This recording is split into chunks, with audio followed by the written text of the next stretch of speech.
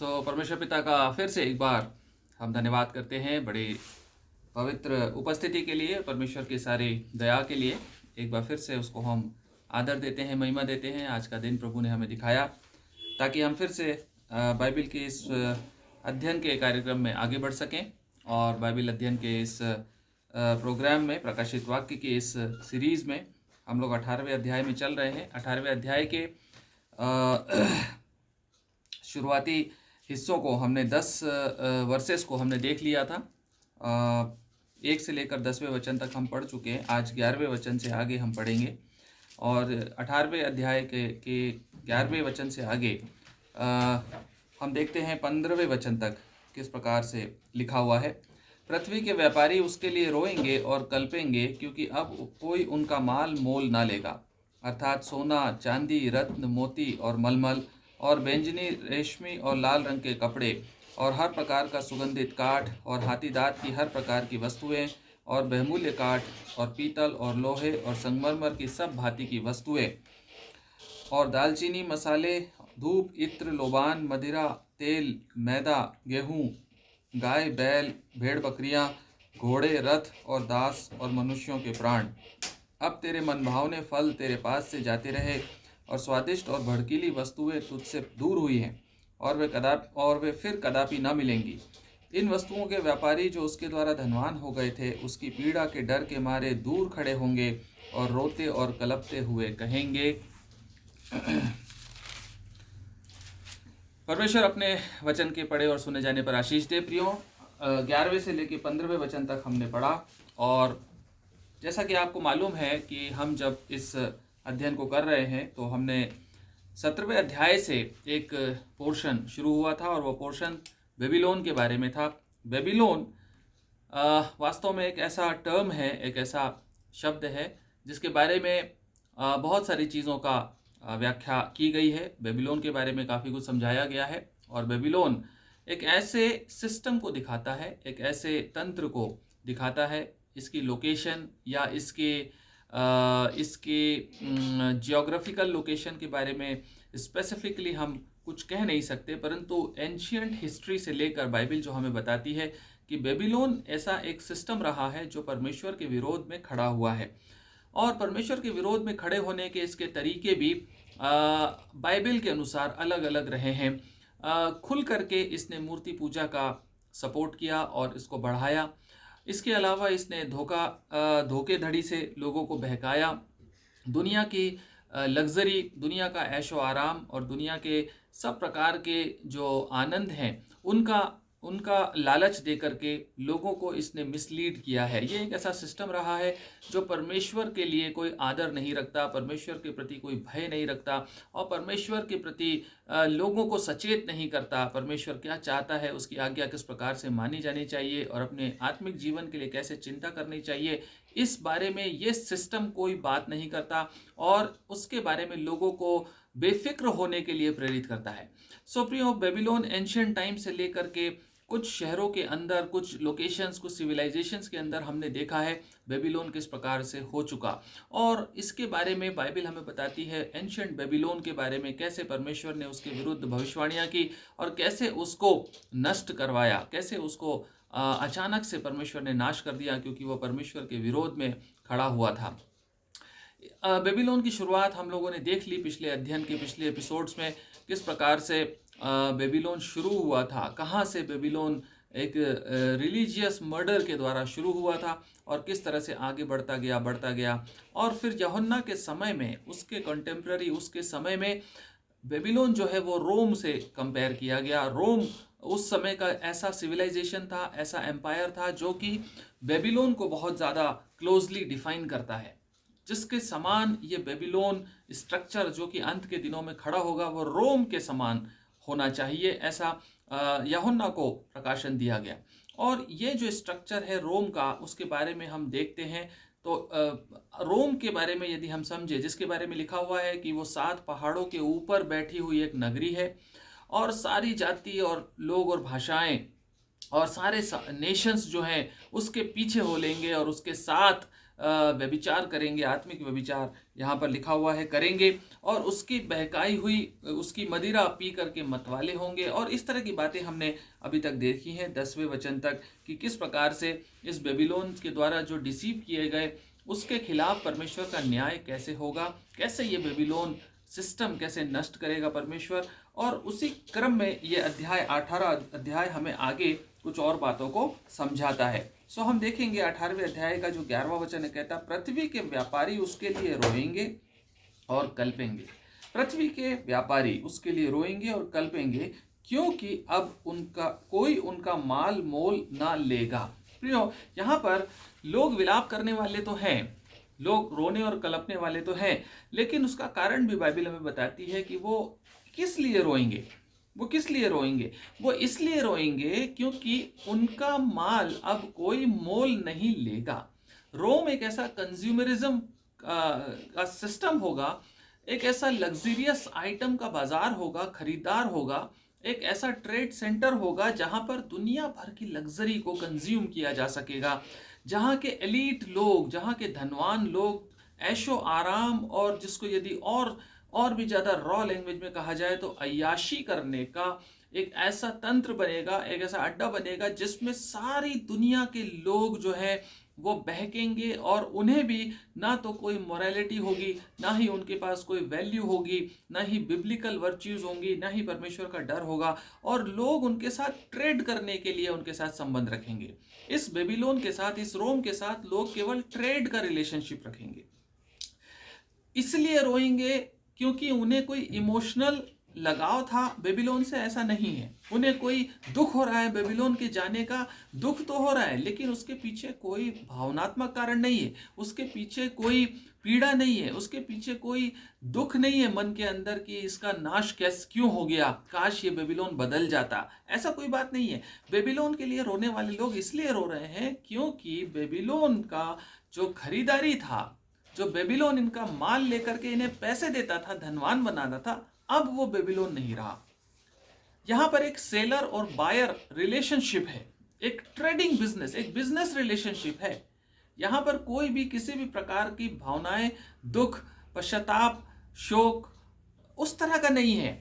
परंतु यहां पर ये इसलिए रो रहे हैं क्योंकि उन्हें बेबीलोन से कोई लगाव नहीं था, परंतु इसलिए क्योंकि अब उनका माल कोई नहीं खरीदेगा।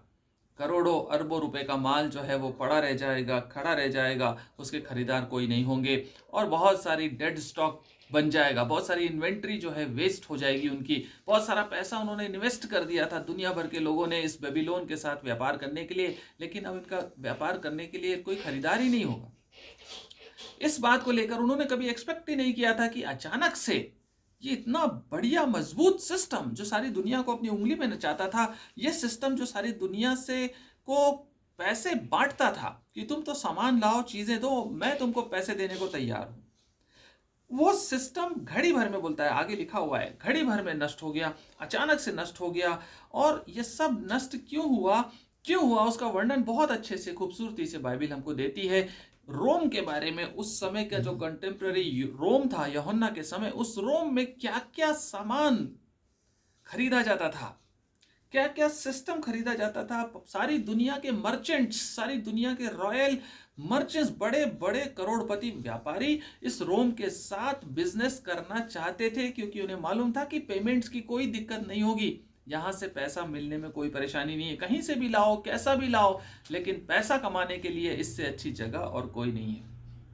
प्रियो, यहाँ पर जो 12 और 13वें वर्सेस में जो सामान की लिस्ट दी गई है, यदि आप उसको गौर से देखें, इस 12वें और 13वें वचन को बहुत गौर से देखें, तो जो सामान की लिस्ट यहाँ पर दी हुई है, उस लिस्ट को यदि हम पढ़ें तो इसमें मुख्य रूप से 7 प्रकार की कैटेगरी के सामान हैं। यदि आप ध्यान से पढ़े 12वां और 13वां वचन, तो 7 कैटेगरी हैं, यहाँ पर 7 कैटेगरीज हैं। सबसे पहली कैटेगरी है कॉस्टली ऑर्नामेंट्स की कैटेगरी, कॉस्टली ऑर्नामेंट्स, महंगे ज्वेलरीज की कैटेगरी, ठीक है ना। आप देखेंगे ध्यान से, सोना, चांदी, रत्न, मोती। उसके बाद यहाँ पर कपड़े, महंगे कपड़ों की बात होती है, एक्सपेंसिव क्लोथ्स।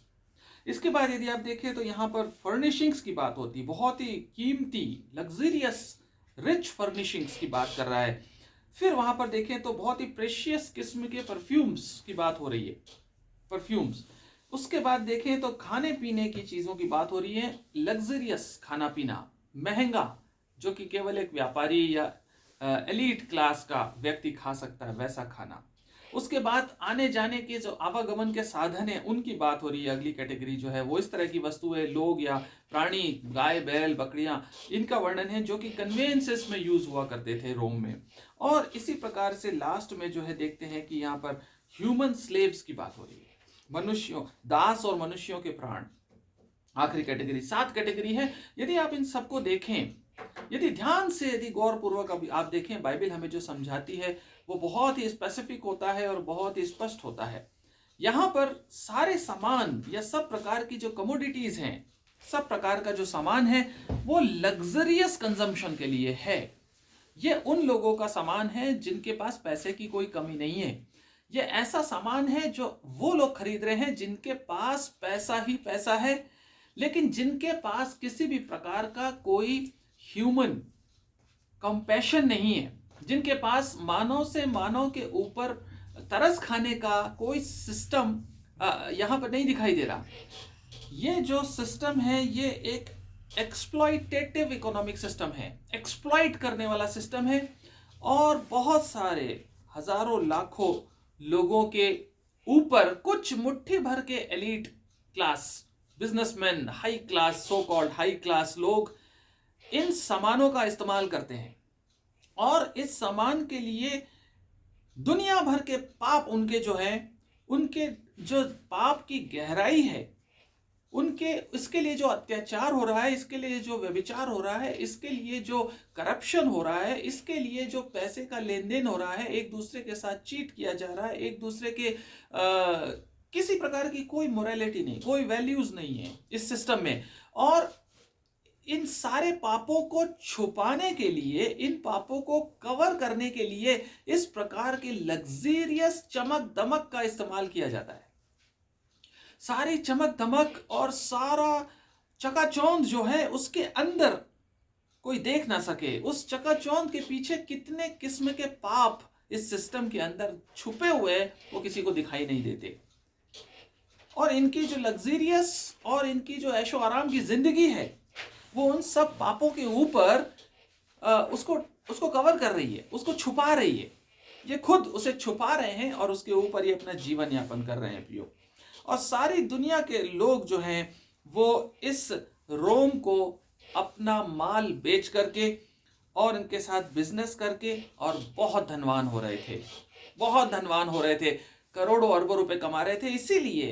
इसीलिए ये कलपते हैं और रोते हैं और कह रहा है कि 11वें वचन में कह रहा है कि रोएंगे और कल्पेंगे क्योंकि अब कोई उनका माल मोल नहीं लेगा, कोई इनका माल मोल नहीं लेगा। क्यों? इसी प्रकार का एक वर्णन यहेजकेल नबी की किताब में पाया जाता है, उसके 27वें अध्याय में। यहेजकेल नबी की किताब और उसका 27वां अध्याय और उसका 30वां वचन। यहेजकेल 27 और उसका 30th जो चैप्टर है और उस 27th चैप्टर है और उसका जो 30वां वर्ष है, 30th वर्ष, वो हमको बताता है तेरे शोक में अपने सिर मुंडवा देंगे और कमर में टाट बांधकर अपने मन के कड़े दुख के साथ तेरे विषय में रोएंगे और छाती पीटेंगे। वे विलाप करते हुए तेरे विषय में विलाप का यह गीत बनाकर गाएंगे। सोर के विषय में है ये, जिसको टायर बोलते हैं इंग्लिश में। सोर जो अब समुद्र के बीच चुपचाप पड़ी है, उसके तुल्य कौन नगरी है। ये भी एक ऐसा ही बेबीलोनियन सिस्टम एंशिएंट समय में हुआ।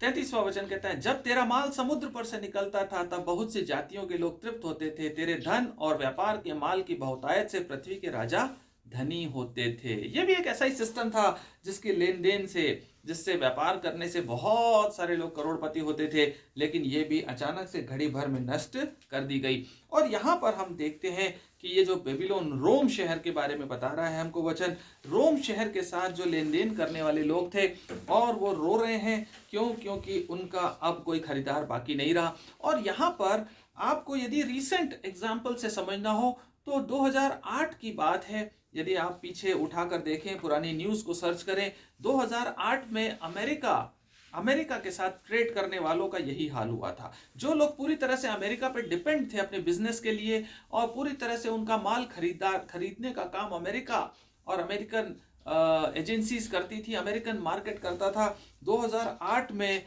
लाखों हजारों कंटेनर्स शिप के ऊपर जो लद कर सामान जाया करता था समुद्र के रास्ते से और एयरपोर्ट्स के रास्ते से हवाई जहाजों के द्वारा जो सामान जाया करता था वो कई महीनों तक अपने देशों में ही पड़ा रहा।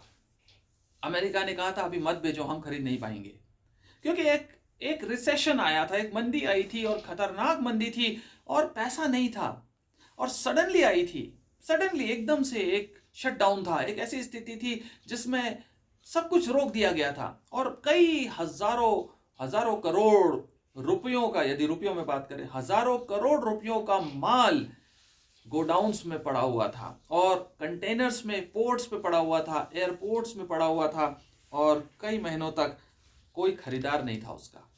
और जैसे तैसे कुछ महीनों के बाद जाकर के स्थिति जब थोड़ी सुधरी तब जाकर के उसकी खरीदारी वापस शुरू हुई। एक परमेश्वर ने ट्रेलर दिखाया है लोगों को और परमेश्वर बार बार इन चीजों के विषय में वार्न करता है कि इन सिस्टम्स पे बहुत डिपेंड मत करो, इस पैसे के पीछे बहुत डिपेंड मत करो, क्योंकि ये परमेश्वर से बड़ा नहीं है। परमेश्वर यदि चाहेगा तो इसे घड़ी भर में नष्ट कर सकता है। सो परमेश्वर का आदर और परमेश्वर के प्रति हमारा समर्पण सर्वोच्च होना चाहिए। परमेश्वर की आज्ञाएं हमारे लिए सर्वोच्च होनी चाहिए, न कि यह सिस्टम जिसके लिए हम सारे कॉम्प्रोमाइजेस करने लगे, परमेश्वर को भूल जाएं, घमंड में हम भूल जाएं। तो यहाँ पर 12 और 13 वचन पे हम थोड़ा ज्यादा समय लेंगे और विचार करेंगे, इन वस्तुओं के ऊपर थोड़ा विचार करते हैं। कौन सी वस्तुएं, कौन सा सामान, यहाँ पर व्यापार के बारे में बात की जा रही है और रोम कौन कौन से सिस्टम को कंज्यूम करता था। यहाँ पर जो 29 आइटम है, यदि आप ध्यान से देखें 12 और 13 वचन में कुल मिलाकर 29 प्रकार के 29 प्रकार के कमोडिटीज का वर्णन है, आइटम्स का वर्णन है। 29 प्रकार के हैं। और मजे की बात यहाँ पर है कि जो यहेजकेल नबी की किताब अभी हमने पढ़ी, इस यहेजकेल नबी की किताब के 27वें अध्याय में भी यही कुछ वर्णन मिलता है आपको। 27, ये सोर के विषय में है। सोर के विषय में यह यहेजकेल नबी की किताब बताती है इसको किस प्रकार से नष्ट किया गया। और ये वही बेबीलोनियन सिस्टम था उस समय का, और उसके साथ जो लोग व्यापार करते थे वो भी लगभग यही वस्तुएं थी। इसी प्रकार की वस्तुएं भेजी जाती थी, बेची जाती थी सोर को, और सोर को परमेश्वर ने दंड दिया और नष्ट किया। और ये जो 29 वस्तुएं हैं, 29 में से 15 वस्तुओं का वर्णन यहेजकेल 27 में दिया गया है। 27वें अध्याय में 15 आइटम्स वे हैं जो इस 29 में से वहां भी उपस्थित थे। इस 27वें अध्याय के यहेजकेल के 12 से लेके 24वें वचन में यदि आप पढ़ेंगे, अभी मैं पढ़ूंगा नहीं ताकि समय हमारा बचे, 27वें अध्याय के 12 से लेके 24वें वचन तक आप पढ़ेंगे तो आपको ये 15 वस्तुएं वहां भी मिल जाएंगी जो यहाँ पर दी हुई है। 29 वस्तुएं, इसमें से 15 वस्तुएं आपको वहां पर भी मिल जाएंगी। जैसा कि मैंने आपको बताया, इन वस्तुओं के का जो कंज्यूमर था वो कौन था? इन वस्तुओं का कंज्यूमर एक मुट्ठी भर लोग थे जो करोड़पति थे रोम के, और जो करोड़ों रुपयों का लेन देन कर सकते थे, पैसे वाले थे। और ये कुछ मुट्ठी भर लोग करोड़ों लोगों के लाशों के ऊपर, करोड़ों लोगों की पीड़ाओं और दुखों के ऊपर बैठ करके और इन वस्तुओं का मजा लेते थे। और इन वस्तुओं का जो मुट्ठी भर लोग मजा लेते थे, उसके लिए सब प्रकार के पाप इन लोगों के जीवन में पाए जाते थे। और परमेश्वर के लिए कोई आदर नहीं था और गरीब और दरिद्र के लिए कोई कंसर्न नहीं था। इस सिस्टम में कोई कंसर्न यहाँ पर नहीं था। पहली जो कैटेगरी है यहाँ पर देखिए, इनके कंज्यूमर से इनका जो कंजम्पशन है, पैटर्न है, उससे आप समझ जाएंगे कि ये लोग किस प्रकार के थे।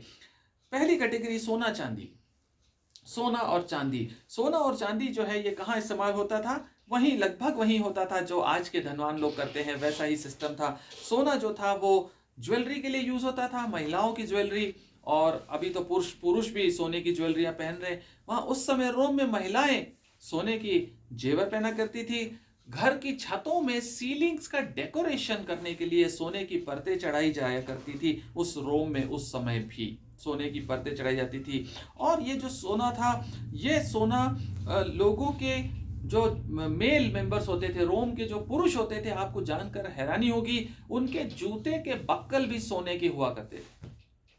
जो शू बकल्स होते हैं वो भी उस समय के रोमन एलीट क्लास के लोग गोल्ड शू बकल्स यूज किया करते थे। ये सोना चांदी का कंजम्पशन इस प्रकार का हुआ करता था। और जो चांदी था, चांदी जो था ये लोगों के घरों में काउचेस के ऊपर डेकोरेट किया जाता था। और इनके जो बाथ की एसेसरीज होती थी, बाथरूम की एसेसरीज में चांदी यूज किया जाता था। इनकी जो प्लेटें होती थी खाने पीने की, चांदी की हुआ करती थी। और इनकी जो ड्रिंकिंग वेसल्स हुआ करती थी, जो पीने के ग्लास हुआ करते थे, चांदी के हुआ करते थे। चांदी के सामान इन्होंने कुछ कुछ, ये रोम किस प्रकार का था यदि आप थोड़ा सा समझना चाहें तो पहले राजा की किताब और उसका 10वां अध्याय हमें सुलेमान के बारे में बताता है। सुलेमान के बारे में बाइबल बताती है कि बहुत धनवान था, बहुत धनवान था। परमेश्वर ने आशीष दी और उसको शीबा की रानी जो है देखने आई और सब लोग बड़े ताज्जुब करते थे सुलेमान की बादशाहत में। इतना पैसा था, इतना पैसा। कुछ कुछ वैसा ही ये रोम बन गया था इन लोगों के लिए। इतना पैसा की चांदी को उसने, सुलेमान के बारे में लिखा है पहला राजा 10वां अध्याय और 21वां वचन आप पढ़े। वहां लिखा हुआ है कि सुलेमान ने चांदी को कंकड़ पत्थर के समान बना दिया था अपने राज्य में। जैसे रास्ते पे पत्थर पड़े होते, कंकड़ पड़े होते, वैसा चांदी पड़ी होती थी। और सोना हर घर में बहुत आयत से होता था। पहला राजा 10वां अध्याय और 21वां वचन कहता, राजा सुलेमान के पीने के सब पात्र सोने के बने थे और लबानोनी वन नामक भवन के सब पात्र भी चोखे सोने के थे। चांदी का कोई भी नहीं था।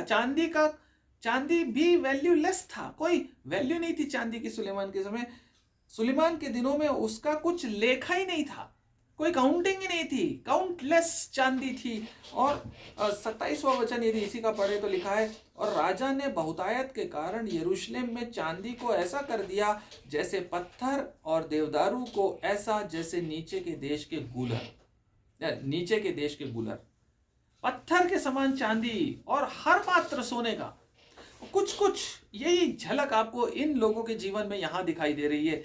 ये रोम के जो लोग हैं, जो बेबीलोन सिस्टम के जो रूलर्स हैं, इन लोगों के आप देखते हैं सो यह चांदी और सोने की बहुतायत थी। और आपको मालूम है जो रोम था, रोम में चांदी और सोना नहीं निकलता था, ये लेते थे, इंपोर्ट करते थे। जानते हैं कहां से आता था? ये स्पेन से आता था। स्पेन से इंपोर्ट किया जाता था और कार्टेजेना से इंपोर्ट हुआ करता था। और बाल्कन से 2nd सेंचुरी में, 1st सेंचुरी एडी में आसपास के देशों को बोला जाता था हमें सोना चांदी चाहिए, हमें चांदी की चम्मच से खाना है, हमें चांदी की प्लेटों में खाना, आप दीजिए हमें पैसा, आपको हम देंगे। और वहां से एक्सपोर्ट किया जाता था और रोम उसको इंपोर्ट करता था। प्रियो, दूसरी जो कैटेगरी है यहाँ पर आप देखते हैं, कहता है रत्न और मोती जो है ये दूसरी कैटेगरी है, प्रेशियस स्टोन्स की कैटेगरी। और आपको पता है मजे की बात, ये जो स्टोन्स हैं, रत्न है, ये कहां से जाते थे? ये हमारे देश से जाते थे। ये हिंदुस्तान से रोम को एक्सपोर्ट किया जाता था। और खास तौर से जब अलेक्जेंडर द ग्रेट ने ईस्ट में कब्जा कर लिया, ईस्टर्न एंट्री, उसने अपनी सेनाओं को ईस्टर्न वर्ल्ड में जब भेज करके यहाँ पर जय पाली और विजय हो गई उसकी, और उसने कब्जा कर लिया कई जगहों पे, तो इंडिया के रूट को उसने ओपन कर दिया एक्सपोर्ट के लिए। और उस समय रोम जो है सबसे बड़ा खरीदार हुआ करता था रत्नों का और मोतियों का। और हिंदुस्तान एक बहुत बड़ा एक्सपोर्टर था। यहाँ से बहुत सारा जो प्रेशियस स्टोन्स हैं ये यहाँ से जाया करते थे। जो मोती है वो मुख्य रूप से लाल समुद्र से निकाले जाते थे। लाल समुद्र, रेड सी से मोती निकलते थे। पर्शियन गल्फ, यदि आपको पता हो, पर्शियन गल्फ मैप में देखिए, वहां से मोती निकला करते थे और रोम उनको खरीदा करता था। Rome was the major importer of pearl system. और हिंदुस्तान से भी मोतियों का व्यापार होता था। और इसका काम क्या था?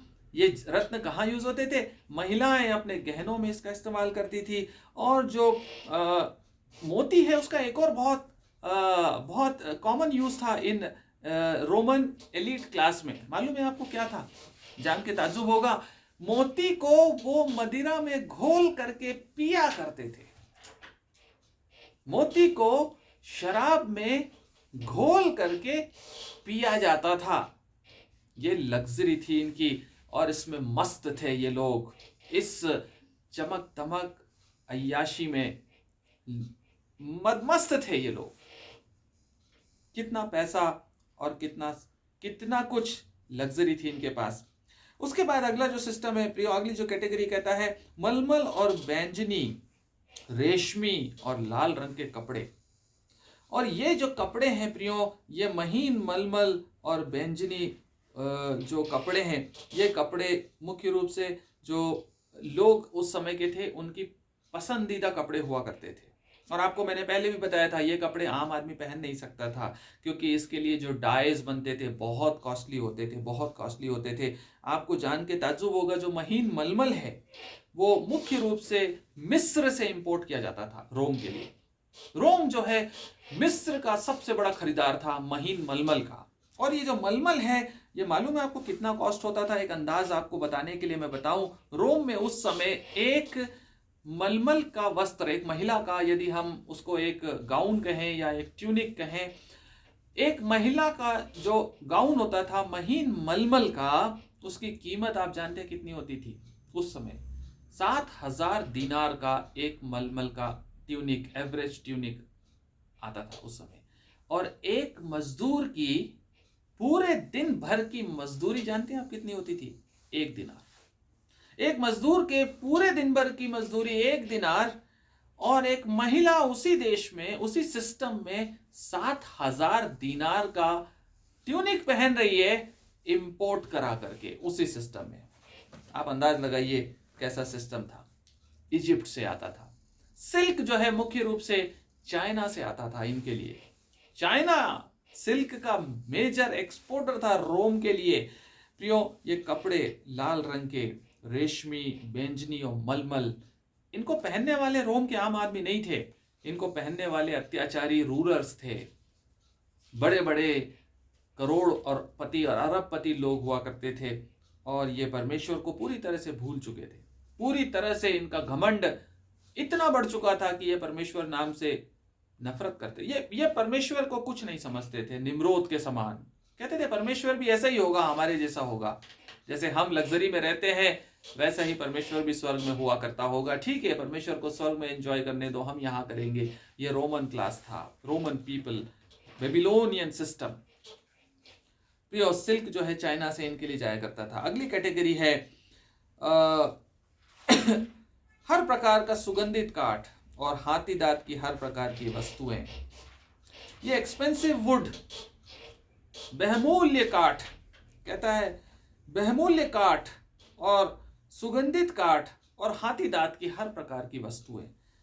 आपको पता है ये नक्काशीदार लकड़ियां, ये सुगंधित लकड़ियां, आज भी हम चंदन जैसी लकड़ी देखते हैं, कितनी महंगी। ओरिजिनल चंदन की लकड़ी यदि आपने सुना हो, देखा हो, हम खरीद नहीं सकते हमारे घरों में। छोटा सा शो पीस भी हम लेकर आते हैं, बहुत खुश होते हैं, बताते हैं लोगों को चंदन का है, खुशबूदार लकड़ी है। ऐसी लकड़ियां उनके घरों में पड़ी हुआ करती थी। और उनके घरों में जो भी सजावटी सामान हुआ करता था, वो इन लकड़ियों का, हाथी दांत का हुआ करता था। ये लकड़ियां जानते हैं आप कहां से आती थी? नॉर्थ अफ्रीका से रोम पहुंचाई जाया करती थी। नॉर्थ अफ्रीका से ये लकड़ियां, सुगंधित लकड़ियां रोम खरीदता था अपने लिए। ये बेबीलोन सिस्टम पैसे फेंकता था और बोलता था हमें दो। इनके घरों के पिलर्स की जो है वो लकड़ियों के होते थे। इनके घर की छतों पर लकड़ियों की नक्काशियां हुआ करती थी। इनके घर के सजावट के सामान नक्काशीदार सुगंधित लकड़ियों के हुआ करते थे, जो कि उस देश में कोई खरीद नहीं सकता था उन लोगों के अलावा। ऐसी चीजों का शो ऑफ, ऐसी चीजों का एग्जीबिशन इनके घर में लगा करते थे। प्रियो, हाथी दांत का यह हाल था कि इनके फर्नीचर में हाथी दांत के कार्विंग्स इम्बोज किए जाते थे, हाथी दांत से भरे जाते थे। और हाथी दांत का सामान इतना ज्यादा कंज्यूम होता था, इतना ज्यादा होता था कि ये सीरिया से इनके लिए भेजा जाता था। हाथी दांत, ओरिजिनल हाथी दांत सीरिया से इनके लिए एक्सपोर्ट किया जाता था तस्करी के द्वारा। और लीगल सिस्टम से भी, इलीगल सिस्टम से भी इनके लिए हाथी दांत का व्यापार रोम के साथ किया जाता था, इस बेबीलोन के साथ। और आपको पता है कि सीरिया में जो हाथियों की एक खास प्रजाति हुआ करती थी, जो कि इनकी चॉइस थी, फर्स्ट चॉइस थी। इनका कहना था हमें सीरियन हाथी के दांत चाहिए हमारे घर की सजावट के लिए। और इस हाथी दांत के लिए सीरिया के उस हाथी की उस प्रजाति को विलुप्त कर दिया गया, मार मार के। हाथी की वो पूरी ब्रीड, वो कैटेगरी, वो टाइप ऑफ एलिमेंट्स दुनिया से एक्सटेंड हो गए। किन के लिए? ये रोमन सिस्टम के लिए। ये रोम के लोगों के घर को सजाने के लिए हाथियों को मार डाला गया और वो प्रजाति ही समाप्त हो गई एक समय के बाद।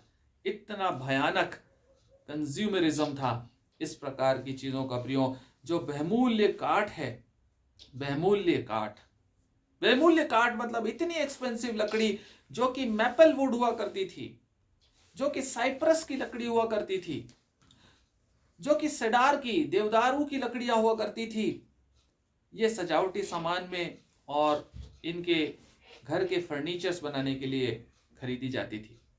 इस बेबीलोनियन सिस्टम के पास कोई कमी नहीं थी। ये सामान देख रहे हैं आप, लग्जरियस आइटम्स हैं। और पीतल और लोहे और संगमरमर की सब वस्तुएं।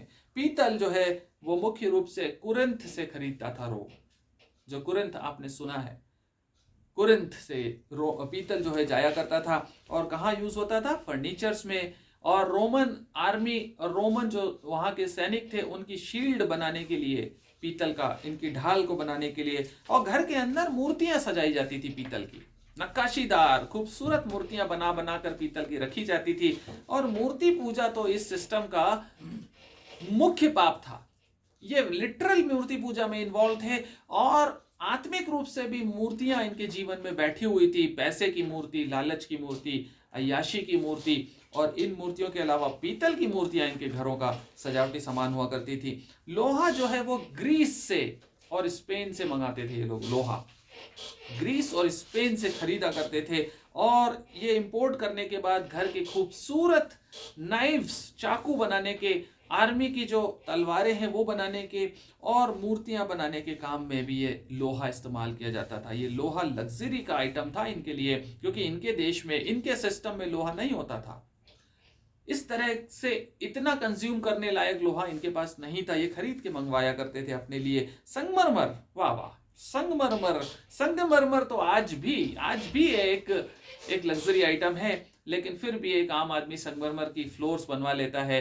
छोटे मोटी पत्थर के मूर्तियां, नक्काशीदार सजावट सामान हम ले लेते हैं। परंतु इनके लिए जो संगमरमर था वो अफ्रीका से आया करता था, मिस्र से आया करता था, ग्रीस से आया करता था। और इनकी बिल्डिंग्स जो हैं संगमरमर की बनाई जाती थी। संगमरमर की बिल्डिंग्स बनती थी, केवल फ्लोर नहीं, बिल्डिंग्स। जैसे हमारे यहाँ ताजमहल बना, उस तरह के वहां के आम लोगों के रहने के घर थे।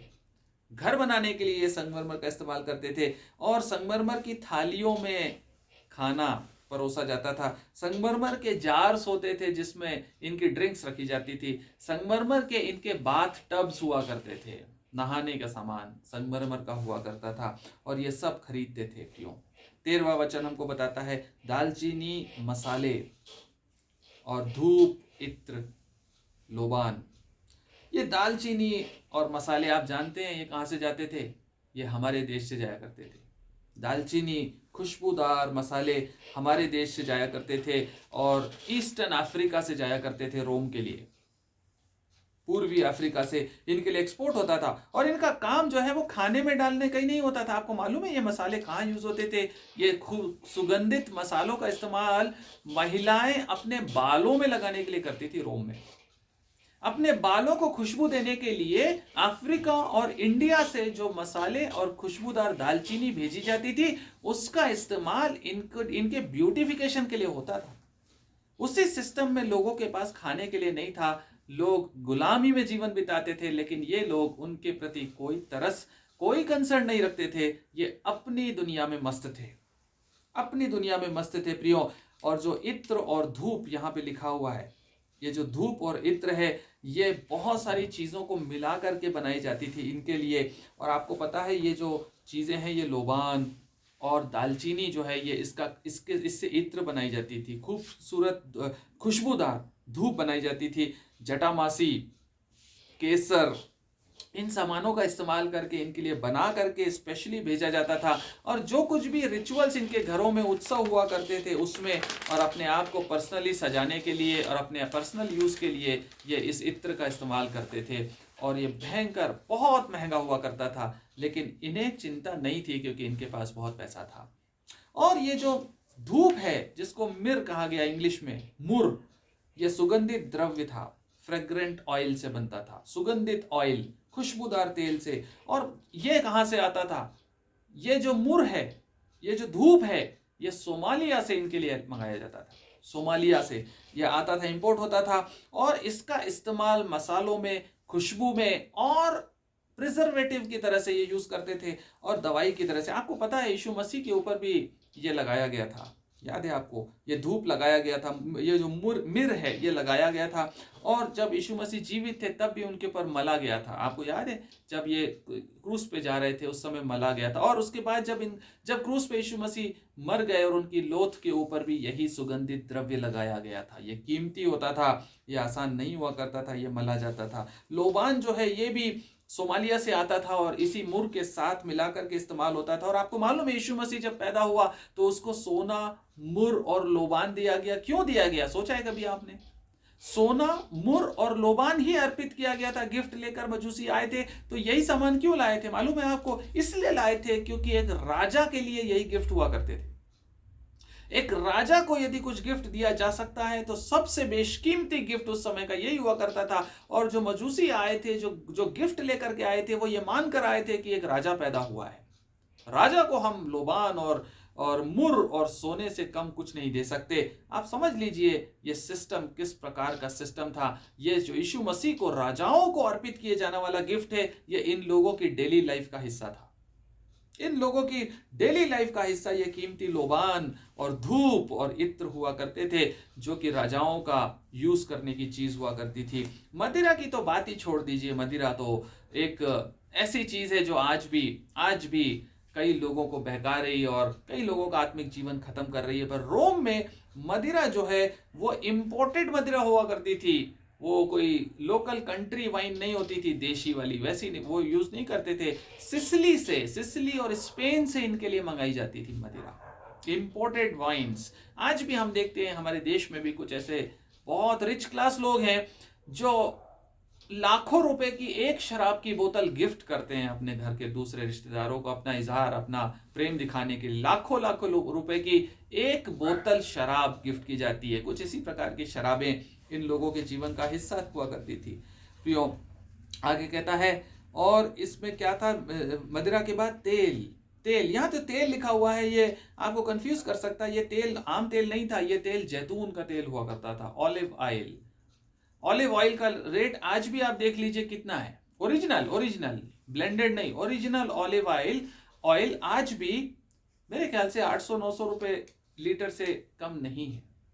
1000 रुपए का 1 लीटर है, शायद उससे ज्यादा ही होगा। ये इनके जीवन का एक आम हिस्सा हुआ करता था और इनके खाने इसी ऑयल में पका करते थे। और ये मुख्य रूप से जो मेडिटेरियन एरिया है, भूमध्य सागरीय जो क्षेत्र है, वहां से इनके लिए एक्सपोर्ट किया जाता था, खरीदते थे। और इसके बाद कहता है मैदा और गेहूं। ये गेहूं जो है ना, ये इजिप्ट से आया करता था इनके लिए। आपको पता है रोम में अपना गेहूं नहीं होता है। जो रोमन एम्पायर था उसके पास अपने गेहूं की कोई पैदावार नहीं होती थी। और इजिप्ट जो है, मिस्र जो है, उसको रोम का ब्रेड बास्केट बोला जाता था। रोम का ब्रेड बास्केट इजिप्ट था। इजिप्ट इनको गेहूं और मैदा मतलब फाइन फ्लोर, महीन जो आटा है जिसको मैदा कहते हैं, केवल रिच क्लास लोग यूज कर सकते थे उस समय। आज हम खरीद लेते हैं, आम हो गया, लेकिन उस समय मैदे का इस्तेमाल केवल रिच क्लास लोग करते थे। और उसके बाद कहता है गाय, बैल, भेड़, बकरियां। गाय, बैल, भेड़, बकरियां आप सोचेंगे ऐसे देसी टाइप के, नहीं, इंपोर्टेड ब्रीड की गाय, बैल, भेड़ और बकरियां आया करती थी इनके लिए। इंपोर्टेड नस्ल की, खास नस्ल की आती थी। क्यों? इसलिए क्योंकि ये एक ब्रीडिंग स्टॉक था। इनके रोम में अपने पास इनके खुद के जो जानवर थे उतनी अच्छी नस्ल के नहीं थे, इसलिए ये अच्छी नस्ल के गाय, बैल, भेड़ और बकरियां मंगाया करते थे। उसके बाद ब्रीडिंग के बाद अपने देश में चाहते थे कि हमारे सारे जानवर भी इसी नस्ल के पैदा हो और अच्छे किस्म का दूध मिले। अच्छे किस्म का दूध मिलना चाहिए हमारे घरों को। हम देसी गायों का, जो लोकल गाय है, उनका दूध हमारे बच्चे नहीं पिएंगे। उनके लिए गाय बाहर से आया करती थी। अच्छी नस्ल की भेड़ें आती थी ताकि अच्छी किस्म का ऊन मिले इनको, इनके कपड़े बनने के लिए। अच्छे किस्म का ऊन, अच्छे किस्म का सामान इनके लिए मंगाया जाता था प्रियो, इंपोर्ट किया जाता था, और ये उसको घरेलू कामकाज में, खेती के कामकाज में भी, अपने खेतों में भी अच्छे किस्म के बैलों को लगाया करते थे, इसलिए बाहर से आते थे। उसके आगे कहता है घोड़े और रथ, best horses of the world, दुनिया के सर्वश्रेष्ठ नस्ल के घोड़े इनके घरों में होते थे। और ये इनके जो चैरियट्स थे, रथ लिखा हुआ घोड़े के साथ रथ, इनके चैरियट्स जो थे वो आइवरी, हाथी दांत और चांदी से सजे हुए हुआ करते थे। इनके जो रथ होते थे हाथी दांत और चांदी की सजावट से सजे हुए होते थे, जिसमें ये बैठ करके दुनिया के सबसे श्रेष्ठ नस्ल के घोड़ों को अपने रथों में लगा करके उससे वो आवागमन करते थे, यहां से वहां आने जाने के लिए। और प्रियो, इस प्रकार के घोड़ों का इंपोर्ट ये अपना पैसा फेंक कर करते थे। और आखिरी में कहता है दास और मनुष्यों के प्राण, इंग्लिश में थोड़ा ज्यादा क्लियर है, कहता है slaves that is human souls. English में ज्यादा क्लियर लगता है, कहता है slaves that is human souls. इसका मतलब है यहां पर दासों का जो सिस्टम था एकदम कॉमन था। दास जो होते थे, स्लेव जो होते थे, वो भी जानवर होते थे, परंतु उनमें मनुष्यों की आत्माएं होती थी। दास जानवर के समान थे इनके लिए, जैसे घोड़े, भेड़ बकरियां है ना, वैसे ही मनुष्य हैं, पर मनुष्य कहना पड़ता इसलिए क्योंकि उनमें आत्माएं हैं। यहां लिखा हुआ है और मनुष्यों के प्राण, मनुष्यों के प्राण जानवरों के समान मनुष्य इनके घरों में स्लेव्स हुआ करते थे। आपको मालूम है पूरा रोमन एम्पायर दासों के भरोसे चलता था, स्लेव्स, गुलामों के भरोसे चलता था। और खेतों में, बगीचों में, इनके घरों में, इनके जूते चप्पल साफ करने के लिए, इनके घर के साथ सजावट के लिए, सारे कामों को करने के लिए दास होते थे। और आपको पता है रोम की टोटल आबादी का 20% आबादी सिर्फ दासों की थी। पूरे रोम की जो आबादी थी उसके 20% सिर्फ गुलाम थे। करीब करीब 1 करोड़ लोग गुलाम थे इस रोम के। और एक आम धनवान, टॉप धनवान नहीं, एक आम धनवान के घर में एवरेज 400 गुलाम रहा करते थे। 400 गुलाम एक आम धनवान व्यक्ति रखा करता था प्रियो। ये सिस्टम था रोमन बेबीलोनियन सिस्टम। इतना विस्तार से आपने इन वस्तुओं को समझा तो आप समझे होंगे कि किस प्रकार का जीवन था इन लोगों का, किस प्रकार के लग्जरी में, ऐशो आराम में ये मस्त होकर अपने जीवन को बिता रहे थे। 14वां वचन कहता है अब तेरे मन भावने फल तेरे पास से जाते रहे और स्वादिष्ट और भड़कीली वस्तुएं तुझसे दूर हो गई हैं और वे फिर कदापि नहीं मिलेंगी। ये बेबीलोन, ये जो जीवन है ये नष्ट होने के पहले का जीवन है और यकायक परमेश्वर ने इनको नष्ट करके जमीन में मिला दिया। अचानक यकायक ये कोलैप्स कर गए। इनको परमेश्वर ने ऐसा भीषण दंड दिया कि इनका पता ही नहीं चला। और यहां लिखता है कि तेरे मनभावने फल, ये 12 और 13 में जो फल दिए गए ना, ये इनके फल थे और ये इनकी वस्तुएं थी, भड़कीली वस्तुएं, स्वादिष्ट भड़कीले वस्त्र, स्वादिष्ट वस्तुएं, ये अब तुझे कभी नहीं मिलेंगी, तुझसे दूर हो गई, हमेशा के लिए छीन ली गई, ये सिस्टम नष्ट हो गया, अब तुझे ये सिस्टम कभी नहीं मिलेगा। और 15वां वचन कहता है इन वस्तुओं के व्यापारी जो उसके द्वारा धनवान हो गए थे उसकी पीड़ा के डर के मारे दूर खड़े होंगे और रोते और कलपते हुए कहेंगे। प्रियो, यहां पर कहता है कि जो फिर से वही बात कहता है कि ये चमक धमक सब कुछ एक झटके में चली गई। जो सब जगह दिखाई देता था अब कुछ दिखाई नहीं दे रहा। और उसको जो बेचने वाले, व्यापार करने वाले लोग थे वो कहां पे खड़े? सेफ डिस्टेंस में खड़े, दूर खड़े होकर देख रहे हैं नजारा, रो रहे हैं, परंतु जाने की हिम्मत नहीं है कि इस आंधी में हम भी ना समेट में आ जाएं, इस आंधी में हम भी लपेटे में ना आ जाएं, इसलिए दूर खड़े हैं, रो रहे हैं। और इनकी जो पीड़ा है वो डर के मारे है, पीड़ा के डर के मारे। इनको जो डर है वो पीड़ा के मारे है। पीड़ा किसकी? पैसे की पीड़ा है, ये व्यापार की पीड़ा है, ये आत्मिक नाश की पीड़ा नहीं है। प्रियो, परमेश्वर हमें बुद्धि दे कि हम इस प्रकार के सिस्टम का हिस्सा ना बन जाएं। धीरे करके हम ट्रांसफॉर्म हो जाते हैं, हम धीरे करके जैसे परमेश्वर की समानता में, उसके स्वरूप में बदलते जाते हैं, वैसे ही धीरे करके हम शैतान के स्वरूप में भी बदलते जाते हैं। ये स्लो एंड ग्रेजुअल होता है, लेकिन ये एंड ये है जो रोम का आपने देखा, जो बेबीलोन का एंड देखा आपने, ये फाइनल पीक है जहां तक हम जा सकते हैं। हमें कुछ पता नहीं चलेगा, हमें पैसा बुरा नहीं लगेगा, कई बार हमें अत्याचार बुरा नहीं लगेगा, हमें करप्शन रिश्वतखोरी बुरी नहीं लगेगी, हमें लगेगा ये सब ठीक है, जायज है, हम ये कर सकते हैं। ये बेबीलोनियन सिस्टम है, ये स्पिरिट है एंटी क्राइस्ट की, जो हमारे मनों में काम करती है, जो हमें वैभव और ऐश्वर्य से जीने के लिए प्रेरित करती है, और उसके लिए सब प्रकार के कॉम्प्रोमाइजेस को वो करने के लिए हमें प्रेरित करती है। प्रियो, हम इससे बच सकें और परमेश्वर ऐसा अनुग्रह दे कि हम इस प्रकार के सिस्टम से अपने आप को बचा सकें, हमारा जीवन सादा हो, हमारी दौड़ पैसे और लग्जरी के पीछे ना होकर आत्मिक जीवन के पीछे हो। परमेश्वर जो सच्चा धन है, जो रियल ट्रेजर है, हम उसकी खोज में रहें। प्रियो, ये इस पोर्शन की टीचिंग है, इस पोर्शन का मुख्य संदेश यही है, हम इसमें बने रहने वाले हो सके। परमेश्वर अपने वचन पे आशीष दे। अभी इस हिस्से में हम इसी अध्ययन को यहाँ पर रोकेंगे और सब बातों में परमेश्वर हम पर अनुग्रह करे। Thank you, praise Lord.